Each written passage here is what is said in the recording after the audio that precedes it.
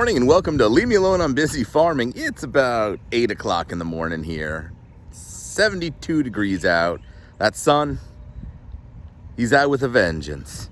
Today, we're gonna turn my hot mess pallet pile into a beautiful, rustic, country DIY wood pallet woodshed. Stay tuned. We'll show you the process step by step. We'll see you then. So I'll run down the list of what I've got. So the woodshed is going to be about 1 pallet wide, and then in length, I'm thinking about using, I have a 6-foot skid that's beautiful, thick, solid wood. That would be a great bottom. Can take a lot of weight. It would be phenomenal. Big slats, plenty of circulation to dry the wood out, drainage if it rains. Then I've got 2 8-foot sections of the corrugated galvanized roof. We've got a couple different sizes of 4x4s. So what I did was, depending on the length, if it's 6 foot, it won't need a third post in the middle. If it's 8 foot, which I'll see kind of eyeball, I'll measure out and see, I've got 3 posts. So we've got 10-foot 4x4s for the front, and then for the back we've got 8-foot 4x4s. I want to have a little bit of height difference, that way it's got a nice slope on the roof. I also have 2x4s. The game plan is to run them standing on their side on the top of the 4x4s, and then you take them and you run them across this way, and that'll help support the roof. We'll do some fancy ties, we'll doll it up, make it look nice. So a couple of things that is going to be needed for this. It's helpful to have sawhorses, tape measure, level. I like a music speaker. I like music when I'm working. Gloves, and of course your handy dandy post hole digger. All right, so once I've got it all organized, the wood moved, the pallets moved, and I'll lay it out, we'll give you an update. See you then. All right, first post is in the ground. I'll show you on the next post how it's done. However, it's easier to show than it is to put it in. So what we did was, we used a post hole digger. We dug a hole approximately 2 feet deep. We marked the post hole digger with that gray tape. We used our level to make sure we were front and side level. Then we filled it in, and I used that to compact the sand around it. And then what I'll do is, once all the posts are in and we're screwed together, I'll use some water and we'll wet it down.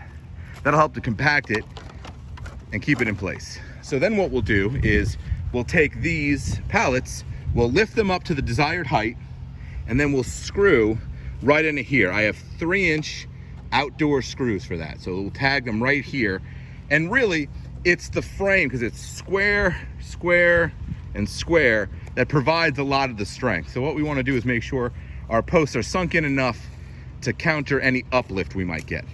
All right, we'll show you the next post. Here we are digging it. Okay, see? We're down with the post. We mark the tape, and that's how we know our depth. Once it's in the ground, I'll come back and show you what it's like to fill and compact. All right, so we've got the back 2 posts up. They are in. We ran a temporary 2x4 on top just so we get a nice straight run, the least warped one we could find. We're nice and level across the top, so we know that at least our posts are the same height. Then we came and we tagged in using a 3-inch screw. We tagged the pallets into the post. See, you can see right here, this goes straight through and into here. We did a little bit of amending on the pallets. We took a circular saw, boop, not sponsored by Cobalt. Took a circular saw, and we just zipped the edges so we can get it nice and smack right up against it. So we're level on top, we're level across the top of the pallets, and we'll just keep with this pattern. The next is the post in that corner, the post in that corner, and then the post in that back corner. And then it's just roofing. Looking good. All right. Awesome. We'll see you then. Wind just picked up. Sorry if it's a little wind blowing through the mic here. Moral of this story is how amazing upcycling is. we're taking pallets that are being thrown away. A lot of your local stores, like your local pool stores, they get their pool heaters on these pallets. Rural King, if you're down in the south like we are, they just set these pallets out for anyone to grab. This is prime, great condition wood that's built really well, that would otherwise be thrown away. So we're taking garbage and we're turning it into a beautiful rustic woodshed and a DIY compost bin in the next video. But look at this. So we didn't exactly have 2 pallets to match up on the sides. Went to the local pool store, boom, they had 3 cherry pallets, 2 of them exact same dimensions. So let's come on over here, and I think my PIC, my partner in crime, has got some pro tips for us. All right, so all we're doing now is, I call this building on the fly. Ooh, excuse me. A little lightheaded. So we're just centering up now this base pallet. There'll be a little gap, but that's fine. We're stacking wood here. I wanted to talk about digging the hole. So it's a post hole digger. Gerald mentioned earlier we use tape. So here we're going down. We're going to go a little deeper on this front to watch out for that uplift to help keep it anchored. But pro tip, use some tape to mark. This way you don't keep measuring. Another thing I want to point out, when this is completely open, this is slightly wider here versus if your handles are parallel to each other. So you want to, as you're digging a hole, keep your handles together. And if you notice, it comes to a point.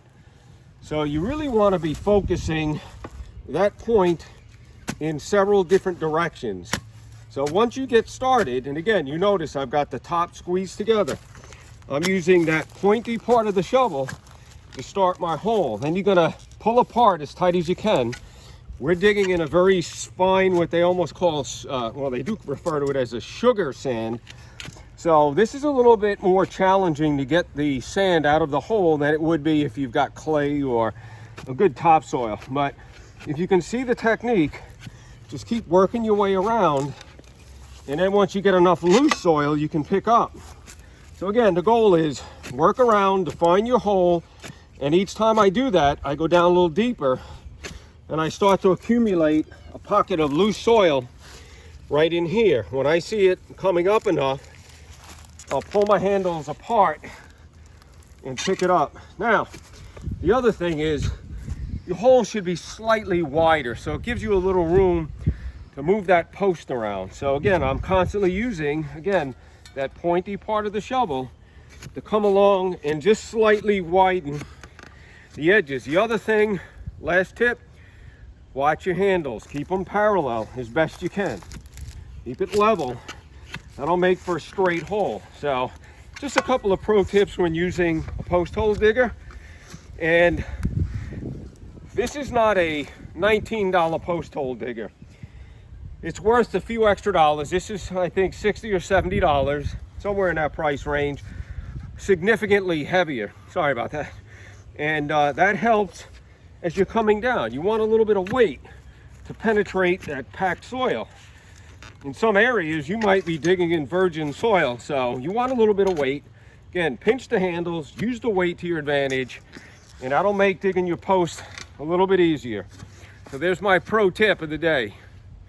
Okay, so second pro tip, just real quick. I mentioned earlier about building on the fly. So Gerald had a rough plan of how he wanted to build this. Obviously, it's a lean-to style wood shed. But we're working with imperfect dimensional pallets. The heights are off, the widths. So once we get everything level, now we're using the width of the pallet to dictate where our next post goes, versus in a traditional type of framing, you would measure these out, put your post in right on center and go from there. Here you got to use a little bit of a customized building technique. So we're letting this wood determine where our post needs to be. So now that I have an idea, right, I've leveled this up a little, and now I know I was a little bit off on the hole I was showing you, so I've got to come this way a bit. So it's close, but it's not perfect. So my recommendation would be start clamping in and build on the fly, so to speak, so that your post goes exactly where it needs to be. You're not going to have to shim it. We do need to just trim the edge here. Other than that, that's pretty much it. We'll do the other side. Now these are 10-foot posts. The back were 8 foot. They were sunken in 2 feet. The 10-footers we're going to shoot for 3 feet in the ground, and then we'll cut the top section off once we figure out the roof pitch. Then we'll frame the roof structure and then put the metal on. So there you have it. In about an hour, this is taking pretty good shape. And again, as Gerald mentioned, upcycle. Instead of making it to the dump or burning it, this is a great way to use these pallets. And I've done them for compost bins. They hold up really well. They're not going to last forever, but it's a great resource that's free. So highly recommend recycling or upcycling pallets. All right, so here's what we did. First, to get our height, we ran a 2x4 across the top of our 2 posts at the height we wanted. Then, to make sure that we were square, we measured we were 93 inches apart at the top, 93 inches apart at the bottom. As square as it's gonna get. So, we ran this 2x4 here to get the angle of our pitch of our roof for our lean-to top. Then we cut it, so that'll rest perfectly on top. We can screw that right in there.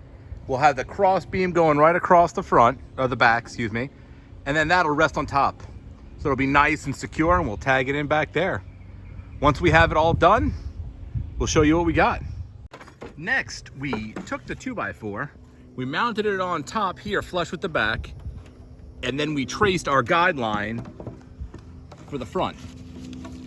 So now we've got a perfect fit to anchor that right in the front and then right in the back. It'll be amazing. There's our guide for our trusses. All right, so we're on top. I'm on top of the ladder. We've got this butted in and supported here. Then it goes across, and we got our cross beam and back over there. So we're looking dynamite. Next step is we're gonna do a test fit of the roof. So while we're going over pro tips, screwing these in, nothing fancy. Just got to keep the heavy stuff off. So what I'm doing is, because these screws aren't really meant to go through tin, so I just take the head, and I just kind of bang it down. So I'll take my other hand and I'll bang it down on top. So excuse the, I'm gonna set you down for a second. There we go. I gave it a quick couple bangs. And look, it's got a little tiny starter hole, smaller than the head of the screw. Then it makes screwing into it super easy. All right, another finished project in the books. Wood Shed. The wood shed is totally complete. Built out of 4x4 posts, upcycled pallets, and galvanized tin roof. There it is. It's gonna hold a lot of wood. At least a quart of wood that'll hold. So as always, thank you for watching. Leave me alone, I'm busy farming. Don't forget to like, comment, and subscribe. We'll see your comments below. We'll see you in the next video. And remember, leave me alone, I'm busy farming.